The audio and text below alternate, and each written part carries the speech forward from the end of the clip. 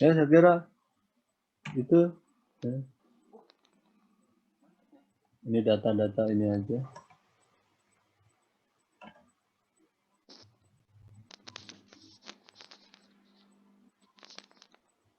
Ini menggambarkan apa nih? Ya, peran dari ilmu, pemuliaan, biotek, bisnis. Jadi ini kota yang ini adalah sistem produksi. Sedangkan lingkaran yang ini adalah biotek dan bisnis.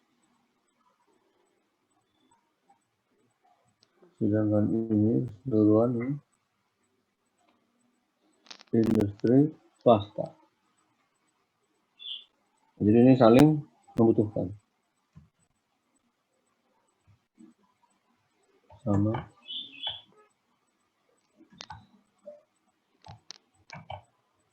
Oke. Saya kira itu bahan yang tersedia di saya untuk disajikan pada pertemuan kedua ini. Ya. Ada pertanyaan silakan. Saya izin bertanya, Prof. Ya, silakan. Ya, saya Rizky. Dengan siapa nih? Rizky, Prof. Rizky, Muhammad Rizky Derajat. Ya, terkait tadi partisipasi masyarakat. Sebentar, Rizky S1-nya dari mana? Saya biologi IPB, Prof. Oh, IPB, ya. Ya, oke. Silakan, Rizky. Ya, terkait partisipasi masyarakat nih, Prof. Kebetulan saya kan bekerja di Puslit Karet, Prof. Di mana? Sungai Putih? Sungai Putih ya, Prof. Sumatera? Ya, Sumatera ya? Iya, betul. Iya, oke. Silakan. Iya, betul, Prof. Di Deli Serdang. Deli Serdang ya? Iya, kalau itu? dilihat dari biologi, ya, kalau dilihat dari biologi dari pemuliaan untuk keberhasilan penyilangan karet ini kan sangat rendah, Prof. Paling tinggi mungkin sampai 3% atau sampai 5%. Ya. Nah, saya ingin bertanya terkait tadi partisipasi masyarakat, Prof. Bisa nggak sebenarnya karena karet ini menyerbup silang, apa artinya plasma nutfah yang berada di masyarakat itu menjadi sumber keragaman untuk seleksi, Prof. Karena kan terkait keterbatasan itu digunakan, Prof. Terima kasih, Prof. Baik, pertanyaannya bisa tidak partisipasi masyarakat diterapkan pada tanaman karet itu barangkali ya? Iya, betul, Prof. Ya. Nah, jadi karena karet tanaman tahunan ya, gitu. Jawabannya tentu saja bisa aja, tapi persoalannya baik yang mau belajar dan mau ngajarin, ya.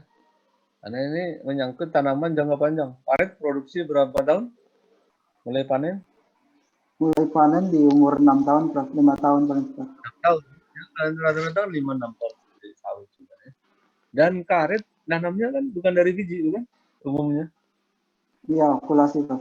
Okulasi sambung. Ya, itu sebabnya karena ya kalau dari biji berubah ya. Nah, jadi memang di sini saya kira ya, tantangannya ya. Kalau memang ada petani karet yang mau ya silakan saja ya dilakukan ya. Tentu itu pejuang itu. Karena kalau pemuliaan karet ya, kita menggunakan contoh pangan misalnya pada padinya atau hajrial misalnya itu ya, kalau menggunakan ilmu hibridisasi ya, untuk bisa murni saja, apalagi ini silang ya. Kalau silang kan beda lagi ya. Kalau bukan tanaman silang itu kan minimum perlu 8 sampai 10 generasi disilang sendiri ya, selfing. Kalau pada tomat, pada jagung ya, satu siklus tanam sampai panen 4 bulan misalnya, kemudian perlu 10 kali shelving, maka main ngitung gampangnya 4 bulan kali 10. Berapa tahun itu? 40 bulan ya. Tanpa jeda tuh. Padahal dan dia ada jeda ya. Jadi kalau 4 bulan berarti dihitung 5. 5 kali 10. Berarti 50 bulan. Berapa tahun?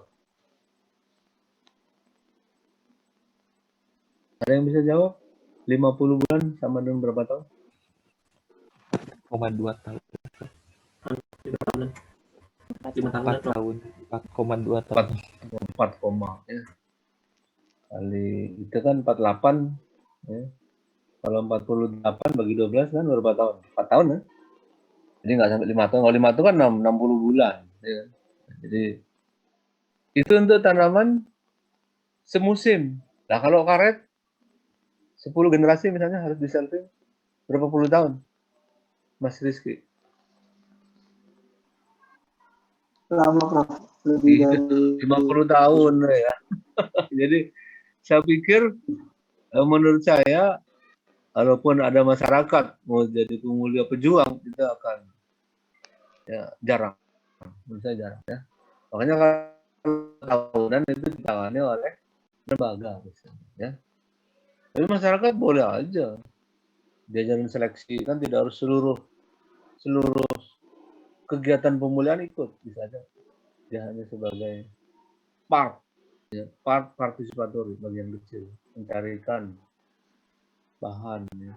Oleh karena itu kan karet menggunakan apa tadi sambung populasi itu bagian bawahnya biasanya ya akuat perakarannya, atasnya yang merupakan karet yang akan menghasilkan getah yang baik, hasilkan misalnya ya. Gitu ya. Jadi partisipatori ini juga dimungkinkan dilakukan oleh masyarakat ya, atas keinginan masyarakat itu sendiri ya. Sehingga kalau yang banyak umumnya adalah tanaman yang tidak panjang ya, tanaman semusim saya kira itu. Bukan berarti yang tanaman 2 musim 2 tahunan ya, satu musim itu kan juga 1 tahun ya, disebut annual crop. Kalau yang 2 tahunan disebut biennial, ada wortel ada tebu ya. Jadi kalau yang tahunan karet itu tahunan itu perennial ya. Gitu Mas Rizky, yang lain silakan, masih cukup waktunya banyak. Saya izin bertanya, Prof. Ya, silakan. Masih nyambung tentang participatory plant breeding. Itu sepertinya menarik, Prof, ya, karena mengingat ya jumlah pemulia tanaman di Indonesia saat ini memang masih sangat terbatas. Ya. Pada kenyataannya sepertinya kalau di perusahaan swasta itu sudah berjalan seperti itu, meskipun batasannya hanya sebatas kerjasama di produksi, misalkan di produksi benih hibrida seperti itu, Prof. Nah, apakah participatory plant breeding itu batasannya bisa sampai mencakup kegiatan tersebut, atau bahkan yang lebih luas seperti ada yang saya baca di beberapa wilayah di Afrika itu, di sana potensial karena lahannya luas, kemudian potensi tanaman yang dikembangkan adalah pisang. Jadi beberapa universitas itu mendampingi masyarakat untuk melakukan perbanyakan bibit massal tapi tanpa laboratorium seperti itu, Prof. Dan itu ternyata berhasil. Apakah itu juga masih masuk dalam lingkup participatory plant breeding ya, Prof? Nah, partisipatori itu artinya dilibatkan, ya, keterlibatan, gitu, ya. Batasannya di mana? Tergantung yang mau ngasih, ya, dan tergantung yang mau belajar. Dengan kan memberi pelajaran yang mengajak masyarakat menjadi pemulia bersama-sama, ya. Jadi awalnya yang punya ilmunya pemulia tanaman, pelan breeder tadi. Tapi kemudian mengajak masyarakat, ayo tidak, coba kita muliakan, gini loh caranya nih, cara nanamnya begini, ya, supaya ini tidak tercampur benihnya, maka harus dipisah begini, gitu. Itu kan diberi contoh. Lalu kalau menyeleksi, kalau jagung seperti apa, kalau padi seperti apa, menghilangkan gimana, gitu sampai menghasilkan benih. Ya pasti itu perlu waktu ya, yang cukup, ya, dan perlu kesabaran yang menjadi. Ya. Jadi intinya sebenarnya partisipatory itu memberi kesempatan masyarakat dan masyarakat petani untuk tidak hanya menjadi petani ya produksi hasil pemulia saja memproduksi pemulia, tapi dia juga diberi kesempatan untuk melakukan pemuliaan itu sendiri sehingga dia mungkin bisa merakit varietas tipe baru dari tanaman yang dia geluti. Nah, sejauh mana paham? Ya kan seperti Anda sekarang belajar pemuliaan. Ya. Sejauh mana Anda? Bahannya kan banyak tadi. Ya. Mau yang mana? Mau yang hibridisasi saja? Atau mau yang pakai mutasi juga? Mau pakai bioteknologi juga? Kan belajar, ya kan? Dan Anda dinilai. Ya, kalau masyarakat kan nggak perlu dinilai. Dikasih ujian nggak perlu. Langsung practical breeding. Nah, jadi mau dari hulu sampai hilir, ya itu terserah. Nah, jadi nah, itu pakai ilmunya, ilmu sosial sebenarnya.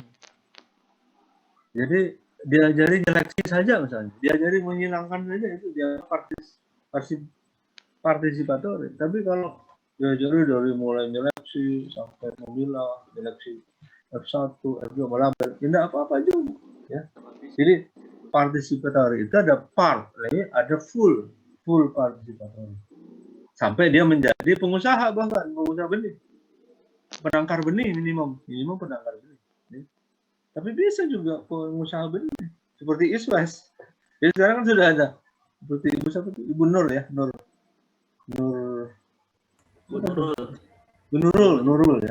Hidayati. Nah, itu kan swasta, individual participatory, bukan lembaga kan, tapi dia bisa membuat nanti PT. Nah, dia direkturnya merekrut tenaga-tenaga setempat. Ya. Kemudian dia mengajak juga masyarakat setempat, ikut, coba cariin terong yang baru yang ada di masyarakat. Jadi bisa masyarakat sebagai pemasok kelas manusia bisa. Tapi memasok juga, menyilangkan juga, mengembangkan, ya terserah Anda ikhlas atau tidak. Ya. Itu kan ujungnya nanti partisipatori itu tahap kedua adalah pemberdayaan masyarakat. Supaya masyarakat menjadi pemulia yang juga berbisnis. Minggu lalu apa definisi menurut Ronaldo itu kan pemulia ya disebut yang menguntungkan secara ekonomi ya berarti bukan hanya capek saja. Jadi kalau gambaran dulu pemulia itu orangnya serius ya kacamatannya tebal botak ahli padi ahli jagung dia sendiri miskin gitu. Nah kalau pemulia masa depan sekarang ke masa kini milenial dong gitu. Pinter, dia juga businessman, dia juga kaya. Ya. Maka ditetapkan regulation sistem royalty. Ya. Jadi hasil pemulia itu adalah merupakan hak paten, hak intelektual. Ya. Hasil rakitan itu sama dengan lagu juga, itu kan dilindungi itu. Jadi kalau ada orang kemudian menggandakan tanpa izin bisa dituntut kan. Ya, karang lagu populer lagu Indonesia dibawa ke Malaysia kan ribut itu kan lagu kami jadi itu hasil gubahan itu kan kalimat dan nada yang dia kalau pemulia bukan kalimat nada tapi gen ya kan gen penyandi sifat tertentu dirakit sedemikian rupa dalam bentuk kromosom dia konstruksinya mampu menampilkan tanaman dengan karakter yang diinginkan. Maka pemulia disebut juga orang yang berpikiran progresif ke depan. Ya, paling tidak 5 tahun, 10 tahun ke depan. Ya, jadi misalnya dulu tidak ada semangka tanpa biji. Tahun itu. Kemudian ada tanpa biji. Jadi orang makan semangka biasanya berbiji, ini tiba-tiba nggak ada. Nah itu kan aneh kan? Aneh dan gembira masyarakat. Kok bisa nggak ada? manis lagi. Jeruk, anggur sekarang udah biasa. Ya. Nah ke depan tentu saja apalagi. Ya. Jadi itulah disebut dengan inovasi-inovasi dan invensi dari para peneliti umumnya. Peneliti kan memang dilatih berpikirnya. Kalau masyarakat, jadi pada umumnya masyarakat, kalau diajarin suruh ngitung, ini Pak gennya gen aditif Pak, ini gennya gen anu Pak, apa namanya, dominan, over dominan. Ya kalau dia dasar pendidikannya SD, apalagi tidak tamat SD, pasti sulit, ya kan? Jadi tentu tidak diajari untuk melakukan pengolahan data. Ya. Jadi practical breeding. Ini silangkan, ya, kalau ini di Cipanas itu saya lihat ya, banyak itu pemulia tanaman hias. Dia menyilangkan. Ya, mawar ini Pak warnanya merah, disilangkan nanti dapat dia warna pink. Udah dapat, udah nggak usah ditanya. Ini Pak gennya gen apa Pak? Ini berapa gen? Udah nggak usah jawab. Dia sekarang Bapak mau beli berapa ini? Ini Pak yang baru saya dapat Pak, tipe baru nih. Ini yang lama nih tadinya 100.000 rupiah, ini sekarang 10.000 Pak. Loh kok mahal Pak? Ya kan saya memuliakan Pak. Gitu. Dia dapat tipe baru warnanya ungu, pokoknya bagus lah gitu kan. Nah jadi di sini nilai komersialnya. Jadi bagi para pemulia terutama masyarakat saya kira yang penting adalah praktikal. Jadi dia tidak berpikir untuk kebutuhan masa misalnya ya. Nanti kalau saya dapat Nobel enggak. Ya bagi dia barangkali untuk keperluan dia sendiri. Ya, kalau dia dagang, di mana saya dapat tanaman-tanaman baru yang laku. Ya, jadi pada umumnya practical breeding participatory itu banyak di tanaman hias. Karena tanaman hias juga pendek umurnya. Banyak variasinya. Dan pada umumnya juga gampang perbanyakannya. Perbanyakannya umumnya mulai dengan cara biji sampai dengan secara vegetatif. Ya kan? Sehingga perbanyakannya gampang. Gitu. Ya. Oleh karena itu, gambaran pemulia saat ini mestinya dia tidak miskin. Ya. Jadi dia harusnya ya wajar lah bisa hidup wajar gitu ya. Nah, kalau di luar negeri saya kira begitu dapat satu varietas itu betul-betul dijamin royaltinya seperti Pak Hajrial misalnya, harusnya udah kaya tuh Pak Hajrial ya. Jadi sudah berapa ton itu, 1.000 ton itu diperbanyak ya. Dapat apa tuh Pak Hajrial? Hanya dapat sertifikat aja, paling dapat hadiah 100 juta gitu. Untung juga nggak nyampe tuh. Nah jadi masih rendah penghargaan. Nggak dijual ke keahlian seseorang ya. Sehingga kalau nanti misalnya ada petani mampu juga mendapatkan varietas tahan padi, tahan bereng, kemudian wangi, umurnya pendek, ya bisa jadi ya. Petani yang begitu itu mempunyai background kemampuan intelektual yang tinggi, apalagi itu semua belajar ya. Sehingga dia bisa diajarin juga analisis genetik dan sebagainya. Kemudian dia menjadi penerima hadiah Nobel misalnya ya. Dimungkinkan aja ya. Jadi pengertian participatory itu relatif mulai dari hanya sebagian sampai dengan full sampai dia jadi pengusaha ya. Di PB saya kira pertama ngajarin ini Ibu Ning gitu ya. Saya belajar pengertian participatory itu ranahnya ilmu sosial ya.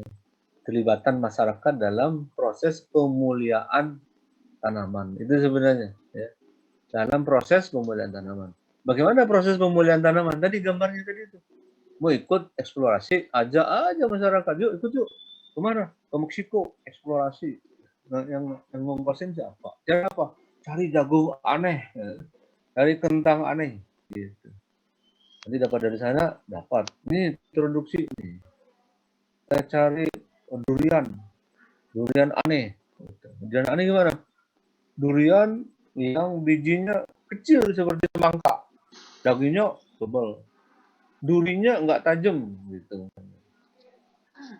Itu pemulia bisa berpikir begitu, bisa membuat durian yang rasanya enak, ya lebih dari durian montong, bijinya kempes, ya, kecil banget, apalagi sebiji semangka. Gitu. Jadi isinya daging daging terus. Kemudian tidak tebal, tidak tajam kulit. Ya. Seperti apa misalnya? Seperti buah sukun, misalnya, ya. Gundul. Jadi durian gundul, tapi manis. Wah, pasti laku itu. Ya. Itu bentuk the new recombination. Bentuk baru. Dimungkinkan saja. Ya, dimungkinkan, sangat dimungkinkan. Dengan teknologi tadi, hibridisasi, bioteknologi, ya, kemudian mutasi. Silakan itu. Ya. Baik, ada lagi pertanyaan? Izin bertanya, Prof. Ya, silakan. Mbak siapa namanya? Rumaisa, Prof. Rumaisa dari mana? S1-nya mana? S1-nya dari Prof. USU Medan. Sekarang Iya. sekarang kerja di mana? Fokus kuliah, Prof. Kuliah, ya.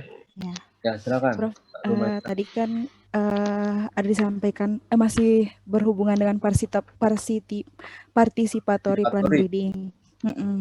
Kan tadi Prof ada menyatakan idealnya seorang pemulia itu melayani seorang pemulia melayani 3.000 petani gitu ya, Prof ya. Nah, itu boleh nggak Prof digambarkan seperti apa sih kegiatan melayaninya itu, ya apa ya, sebagai gambaran gitu, karena yang tergambar sebelumnya di saya itu ya kalau misalnya dia bekerja di ranah bioteknologi ya di lab gitu. Kalau pemulia mungkin di lapang aja gitu. Nah, kalau melayani itu seperti apa ya, Prof? Ya, itu orang-orang ideal ya. Orang yang idealis ya. Jadi kalau orang yang tidak idealis mikirnya uang aja ya nggak mau biasanya. Penting dia kerja dapat duit ya. Gitu. Jadi di situ pengertiannya kaitannya dengan pengembangan masyarakat. Ya. Jadi kalau 3.000 itu, jadi kan 3.000 orang itu kira-kira berapa desa itu? Ya. Mungkin satu desa atau 2 desa. Ada satu pemulia di situ misalnya. Ya. Jadi pemulia di situ statusnya apa? Pemulia dia dari lembaga penelitian atau pemulia bebas? Anda lulus terus jadi pemulia aja sudah. Kerjanya merakit tanaman, bisa kan begitu kan? Kemudian hasil tanamannya didaftarkan, terus Anda bagikan. Kira-kira kalau menurut saya seperti itu gambarannya melayani itu. Ya. Sehingga hasilnya itu dipakai. Ya. Nah persoalannya sekarang kan kalau dipakai begitu saja bisa kena jerat hukum. Karena ada aturan. Ya. Walaupun ya, masyarakat nggak mau, kan hasil kami sendiri. Kenapa pakai? Nah itu pemerintah ikut campur sekarang. Orang pakai jilbab aja mau diatur, ya nggak usah katanya. Kan gitu kan? Nah ini pemerintah maunya, pemerintahnya kalau tidak sesuai juga dengan masyarakat, repot. Ya. Jadi pemerintahnya maksudnya pemerintahan yang adil bijaksana. Ya. Jadi membiarkan para breeder yang bebas tadi, tidak terikat, breeder aja di masyarakat, kerjanya breeder menjelangkan. Ini saya habis menyalangkan jagung, ya. Dia mungkin harus kaya juga ya, tanahnya banyak ya. Untuk lokasinya kan, lokasi pengujiannya dan sebagainya. Tapi kalau misalnya dia tokoh, kita berkolaborasi nih, membentuk asosiasi atau koperasi, ya kan, petani, ya. Ada pemulianya, dia cari, ya. Di daerah tertentu itu saya lihat ada, ya. Jawa Tengah, ya, dengan membentuk kawasan, ya. Ada kawasan namanya agropolitan. Pernah dengar Anda? Itu ada di undang-undang tuh, Undang-Undang nomor 26 tahun 2007 ya, tentang tata ruang. Jadi mengembangkan pertanian dan menggunakan model agropolitan. Jadi satu kecamatan itu atau 2 kecamatan atau mungkin lebih atau beberapa desanya itu ditentukan oleh tokohnya di situ. Ya, pada umumnya yang maju gitu tuh tanaman hortikultura, gitu ya. Sehingga dia tanamannya itu tanaman terpilih hasil seleksi dari para pemulia di situ. Kalau tidak, sementara ini saya lihat dia beli ya benih. Sekarang kan benih dari bisi dari mana banyak. Pilih ini gini tanam. Sehingga terus kemudian rantai produksi sama rantai pasarnya dibangun. situ. Agropulitan itu satu kawasan termasuk fasilitas untuk pengairan itu dibangun oleh pemerintah, jaringannya, ya. Agropulitan itu disebut juga pembangunan desa setara kota. Jadi sarana prasarananya ada, ya. Jadi nggak sendiri-sendiri.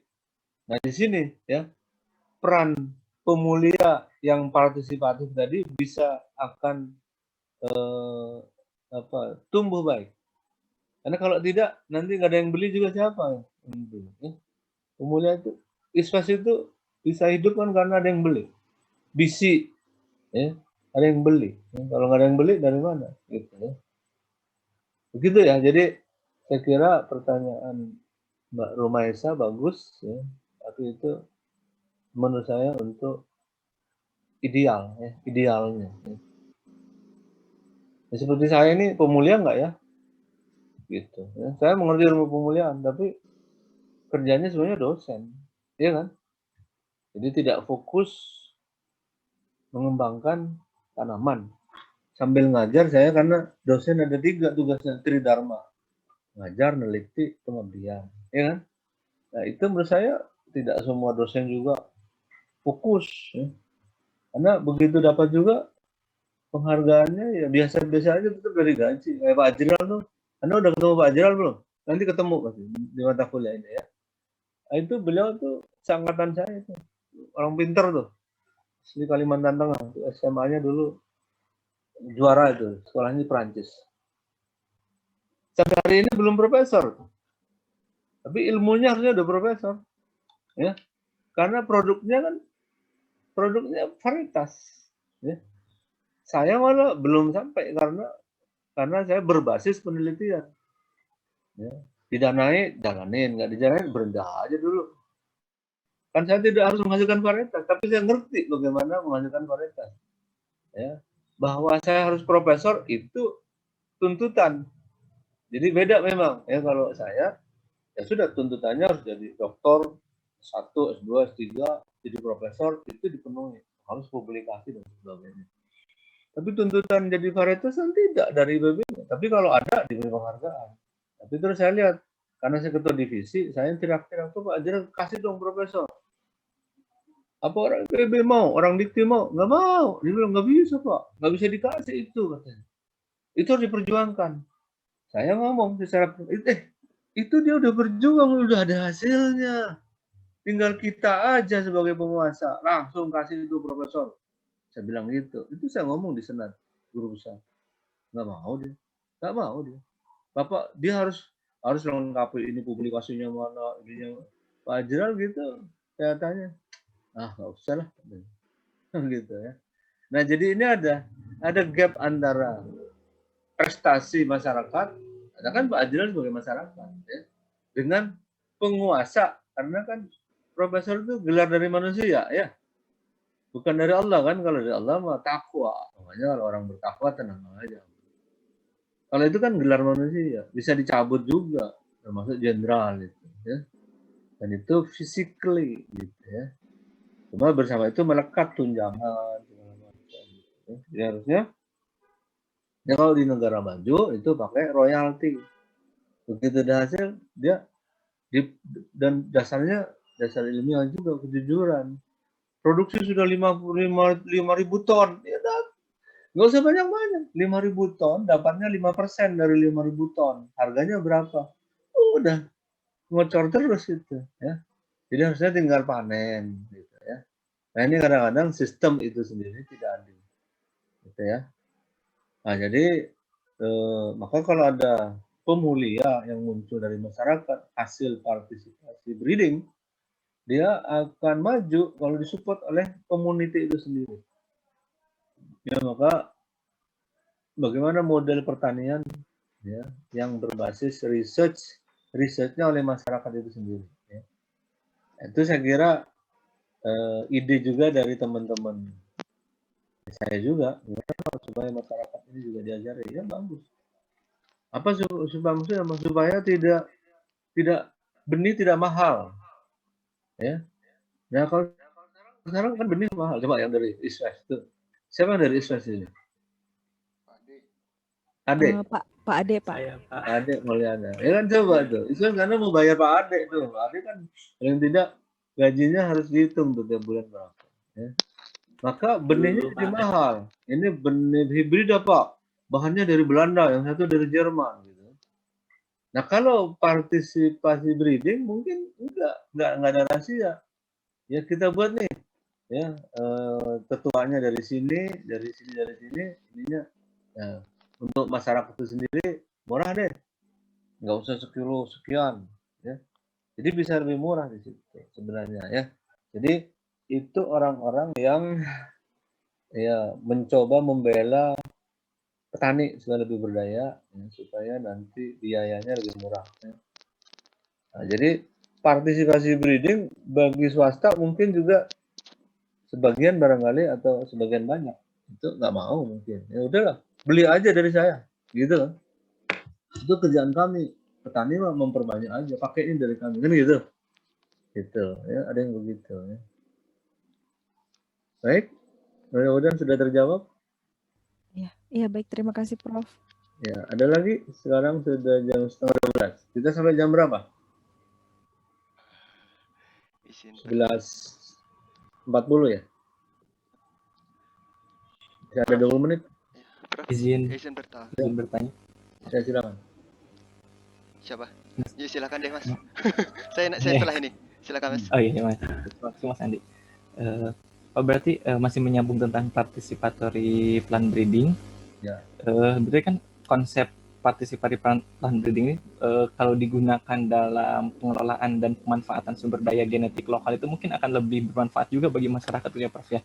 Dengan dengan apa misalnya Dinas Pertanian bekerjasama dengan kelompok tani tertentu untuk mengembangkan pertanian tersebut dan dengan mengembangkan konsep yang tadi yang sistem royalti, karena belajar di kebetulan di tempat kerja saya juga sistem bisnisnya itu pemuliaan dari B2B tadi yang dari Bu Nurul Hidayat tadi itu Bu Pak.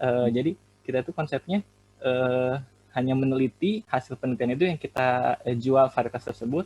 Nah mungkin konsep seperti itu juga yang bisa dikembangkan juga dalam pengembangan participatory plant breeding itu. Jadi manfaatnya akan lebih besar bagi si petani, dan kadang pemahaman yang saya tahu genetika lokal itu kadang-kadang genetik lokal kurang terlalu dimanfaatkan gitu oleh kurang dirasakan manfaatnya oleh petani-petani di wilayah tersebut gitu Prof.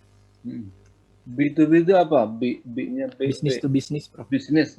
Ya, jadi kita perusahaan ke perusahaan aja gitu. Ya. Karena perusahaan lokal kebanyakan perusahaan benih lokal yang saya tahu beberapa sebagian besarnya itu masih belum punya divisi riset.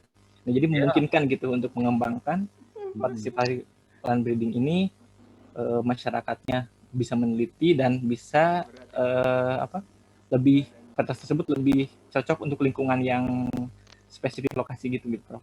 Ya. Jadi intinya harus ada relawan juga, ya. Relawan, researcher, pemulia. Karena petani pada dasarnya bukan pemulia, dia petani. Ya. Ketika dia akan dididik menjadi pemulia, maka harus ada yang rela turun bersama petani atau mendampingi petani, ya, di mana relawannya ini harus punya ilmu pemuliaan, ya. Dia plant breeder atau researcher di bidang pemuliaan, ya kan? Gitu ya. Jadi ini saya kira cita-cita luhur ya. Ini cita-cita luhur ya. Harusnya dimotori oleh pemerintah, difasilitasi. Ya. Tapi pemerintahnya kan mungkin ya berubah-ubah dari waktu ke waktu. Kalau sekarang ada nggak upaya pemerintah mendorong participatory breeding? Nggak ada rasanya ya, nggak ada itu. Jadi baru dibahas di kelas seperti ini. Jangankan itu, penyuluh aja nggak diurus sekarang. Penyuluh lapang itu kan bukan pemulia dia, tapi dia bisa menjadi salah satu ujung tombak pengembangan pertanian dengan mengatakan, kalau mau nanam pakai benih unggul dong, ini benih pemuliaan, bisa begitu, tapi dia tidak bisa ngajarin pemuliaan. Ini benih unggul loh ini, gitu. Itu kan perlu tuh penyuluh pertanian lapang. Tapi sekarang nggak berkembang itu, ya, karena tidak diperhatikan. Kalau dulu ada PPL, ada PPS malah tingkat provinsi dikasih motor tuh keren dulu, semangat, ya, sehingga kita sebagai negeri agraris itu betul-betul merasakan ya. Masalah di Makassar tuh bagus banget gitu. Jadi didorong oleh Pemda, kecamatan, bupati, kerjasama dengan universitasnya. Jadi kalau lulusan dari itu misalnya itu terus mengabdi di suatu wilayah itu disupport semua. Dan kelihatan juga hasil pertaniannya gitu. Ya. Termasuk tadi pemanfaatan sumber daya genetik lokal. Baik, masih ada? Izin, Prof. Oh, Ya. Mas Andi dulu nggak, Pak? Waduh, terima kasih Pak Bayu. Prof, terima kasih kesempatannya. Saya izin bertanya. Saya Andi Agus. Saya tertarik dengan tadi ketika penjelasan Prof tentang Prof Hajrial tadi. Saya jadi terpikir ketika seumpama nanti kita menjadi seorang pemulia, kan tidak hanya kita cukup memuliakan, kan pemuliaan itu pasti hubungannya sama bisnis, Prof. Nanti ada seperti produksi, kemudian penjualan, marketing, dan lain-lain. Tidak hanya pembuatan varietas. Yang kemungkinan nanti kita akan pasti kalau masih kecil dikerjasamakan dengan perusahaan seperti itu. Ya? Halo, apakah suara saya terdengar? Dengar. Oh ya, yang ingin saya tanyakan, sistem seumpama kita kerjasama dengan perusahaan, kami punya varietas seperti ini, nanti dikerjasamakan dengan perusahaan. Sebenarnya sistem bagi hasil atau apa ya pembagian bagi untung seperti itu di perusahaan di Indonesia itu seperti apa sih, Prof? Seperti itu. Mungkin karena saya masih belum tahu sistem bagi untung yang kalau kita kerjasama dengan perusahaan. Terima kasih, Prof. Ya, ini dengan siapa? Dengan Andi, Prof. Andi Agus. Andi. Iya. Andi Agus, nggak kelihatan tapi wajahnya. Oh. Mohon maaf, Prof. Iya. Andi kerja di mana sekarang? Enggak, kalau sekarang fokus kuliah juga, Prof. Akan jadi calon pemulia tanaman ya? Amin, Prof. Ya, jadi kalau tanya dari perusahaan, tanya soal Pak Hajrial. Kalau Pak Hajrial kan dia ngajar pemuliaan aja kan. Dan dia pemulia juga, tapi tugasnya bukan menghasilkan varietas. Jadi kalau seperti saya misalnya melakukan penelitian itu untuk memperkaya pengajaran seperti ini supaya materi pengajarannya itu bisa dipahami dan dipraktikkan. Gitu. Saya kira semua begitu. Saya Pak Hajrial. Cuma Pak Hajrial lebih maju sih. Dia tidak puas kalau tidak sampai menghasilkan. Kalau saya ya nggak usah harus menghasilkan lah. Yang penting ya sudah akan menghasilkan. Misalnya saya pada jagung itu saya sudah pernah membuat model jagung ya, dimurnikan, kemudian saya mutasi sampai F7 itu. Tinggal dibuat aja itu. Menjadi hibrida, jadi itu sebenarnya. Tapi terhenti karena saya bilang ngapain saya buru-buru kalau tidak didanai. Ya, untuk pendanaannya kan tidak otomatis. Beda dengan kalau teman Anda kerja di Deptan. Anda didorong, pemuda jagung nih dananya, ya, proposal langsung dikasih. Kalau dosen nggak bisa, dia harus kompetitif, membuat proposal, nanti proposalnya banyak, seleksi, kadang dapat, kadang nggak dapat. Jadi jagung saya juga tertahan itu tidak diteruskan karena tidak dapat pendanaan. Yang dapat pendanaan dalam 3 tahun terakhir itu tomat. Kemudian tomat terhenti karena pemerintah Jokowi waktu itu memprioritaskan tomat nggak penting, yang penting apa tuh? Padi jagung kedelai, Prof. Padi jagung kedelai apa namanya? Pajale, babe, ya, padi jagung kedelai. Waduh, saya bilang jagung saya sudah terhenti, diajukan lagi, dia maunya yang langsung praktis. Ya. Hanya saya ajukan kacang hijau itu tidak nomor 1, dia secondary. Tapi terima proposalnya, begitu sudah diperiksa sama timnya, maunya yang langsung setahun 2 tahun langsung jadi. Mana ada pemuliaan setahun 2 tahun jadi? Minimum 3 tahun kan, gitu. Sementara dananya tidak sehebat keinginannya. sehingga saya sempat mundur, nggak mau saya. Kemudian haknya diambil semua. Gitu. Nah, jadi ada hak intelektuality yang, jadi ada sistem yang kadang-kadang nggak mendukung. Ya.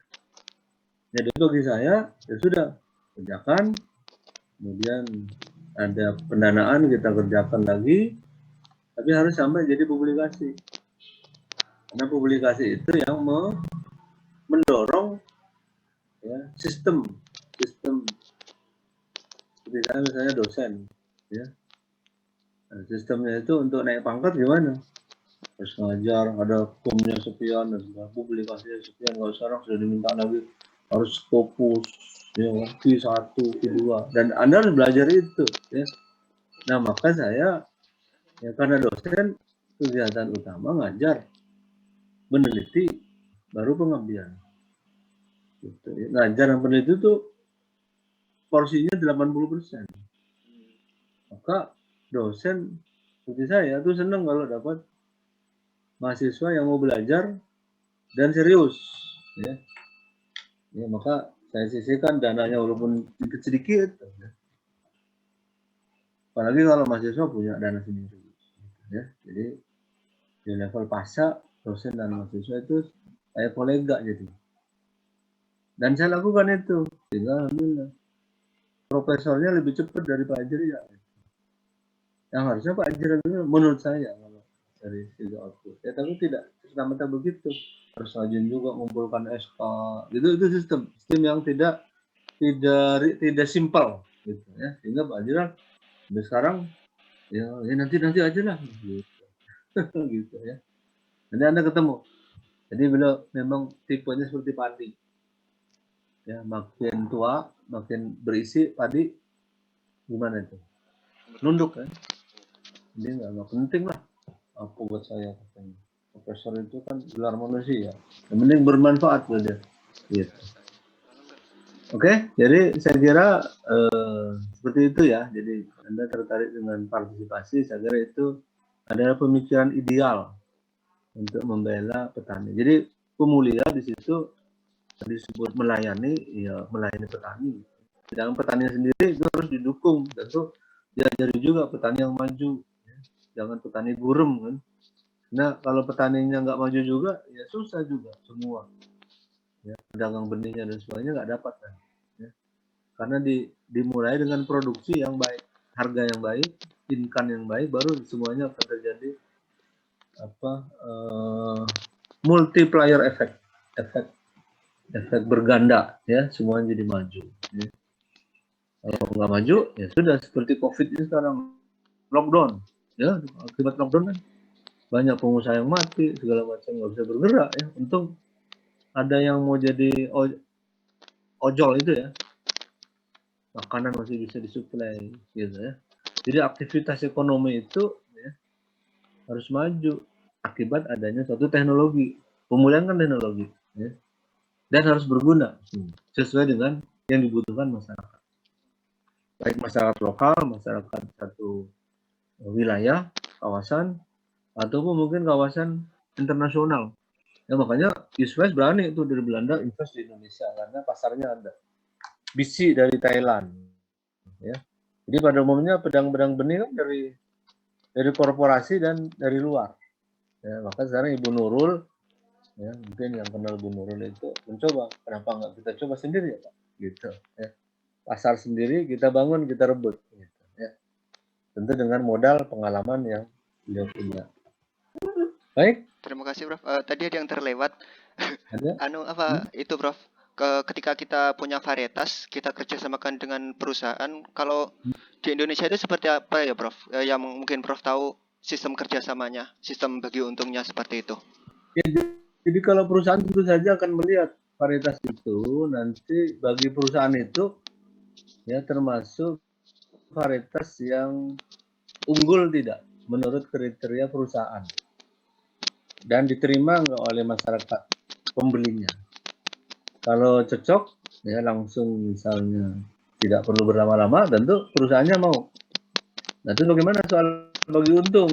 Nah, ini tentu kaitannya ya antara perusahaan dengan si pemulia itu sendiri. Aturannya gimana? Nggak ada aturan sementara ini. Ya. Tapi kalau ngacu kepada royalti, ya Pak, gunakan. Ya, jadi itu kesepakatan. Ya, kesepakatan bersama. Tidak ada aturan yang harus begini nggak ada. Ya. Jadi sifatnya adalah kesepakatan bersama, setuju, jalan. Ya. Ya, saya kira tidak ada peraturan pemerintah harus sekian. Beda dengan padi. Ya, pada Pak Fajrial itu ya. Fajrial padi itu karena makanan utama. Ya. Jadi sekarang siapa yang memperbanyak? Itu Sang Hyang Sri. Nah, Sang Hyang Sri itu saya dapat dana dari pemerintah untuk memperbanyak padi karena untuk kepentingan orang banyak. Ya. Jadi ada namanya komoditas strategis. Ya. Saya nggak tahu tuh ISWES rasanya nggak memperbanyak padi, lebih banyak kepada hortikultura kan, karena itu tidak diatur oleh pemerintah.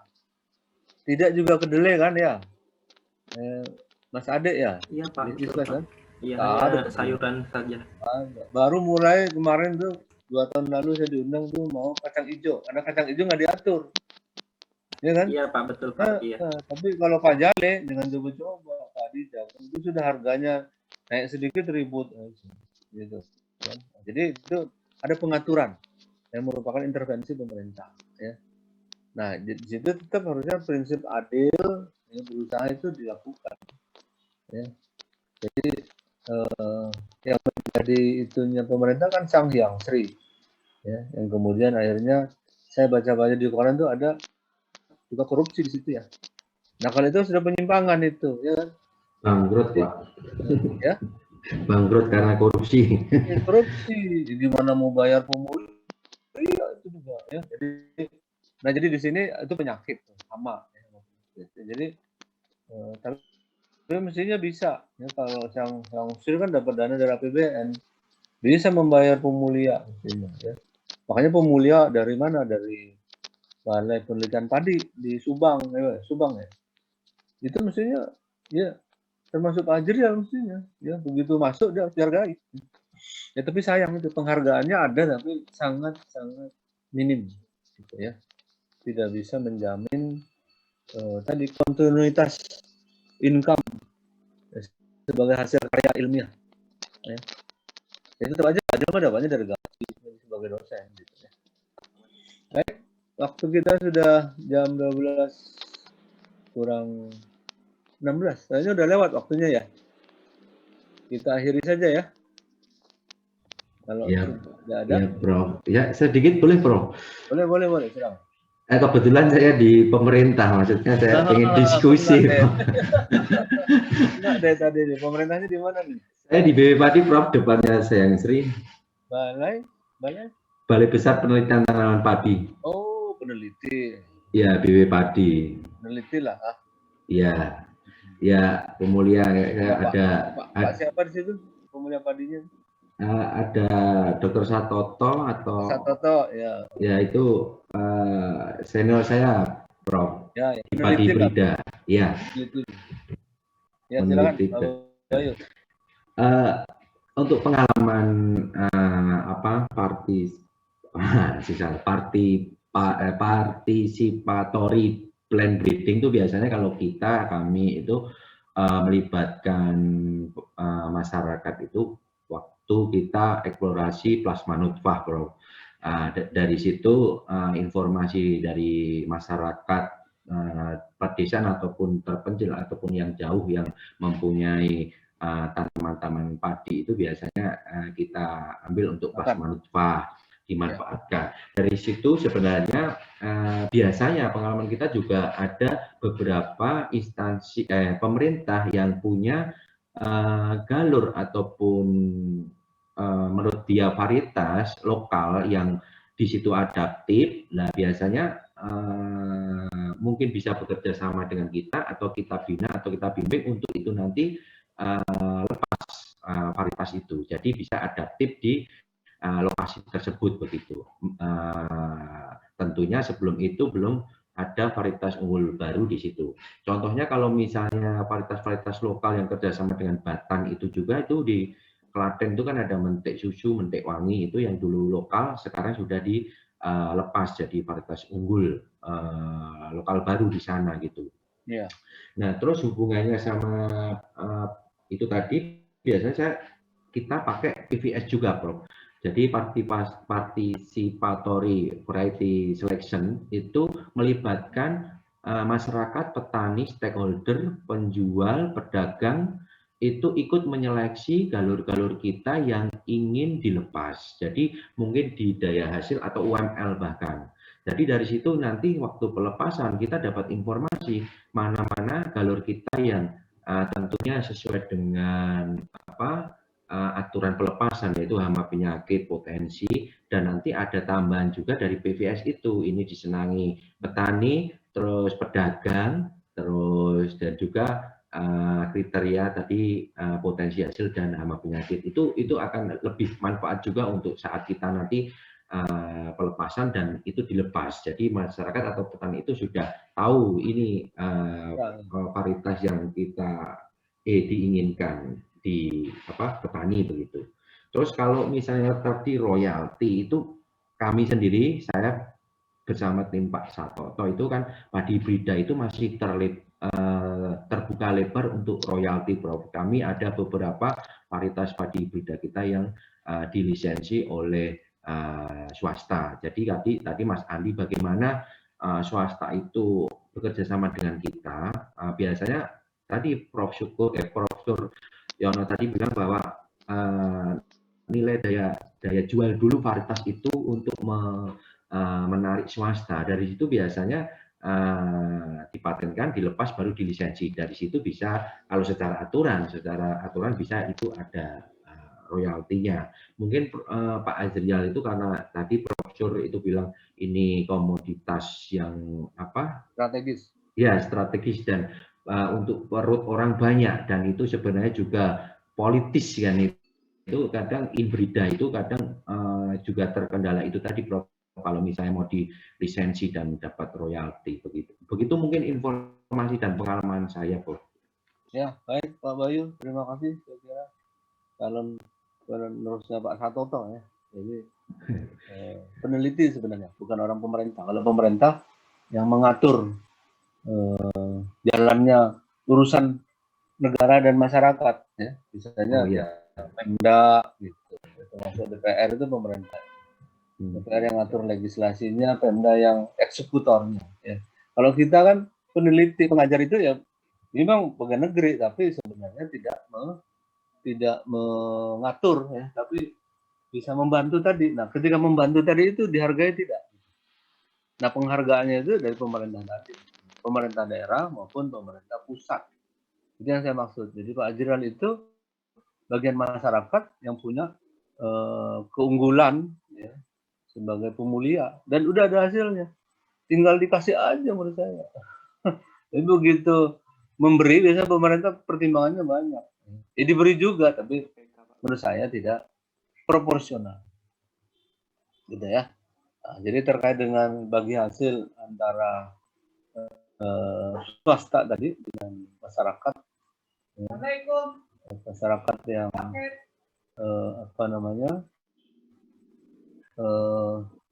yang bekerja sama tadi ya. Jadi ini saya kira tergantung dari swastanya sendiri. Bentar ya, saya ada yang ganggu nih, ada paket yang datang nih. Apa Mas?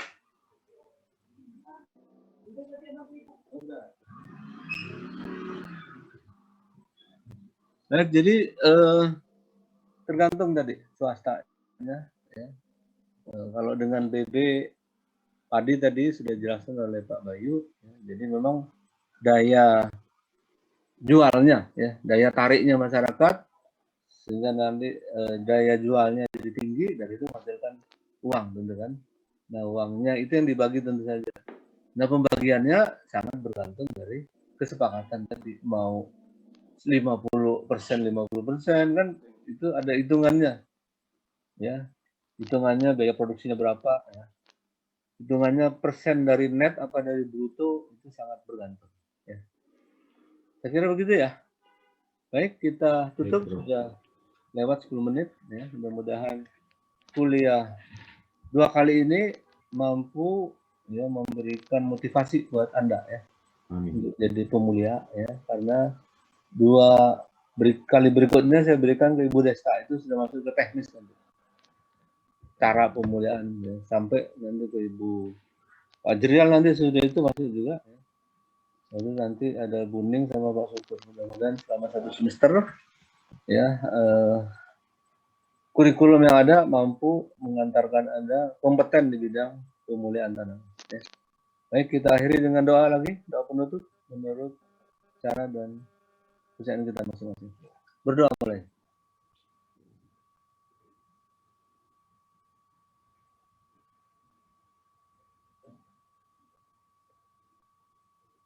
Selesai. Terima kasih. Wassalamualaikum warahmatullahi wabarakatuh.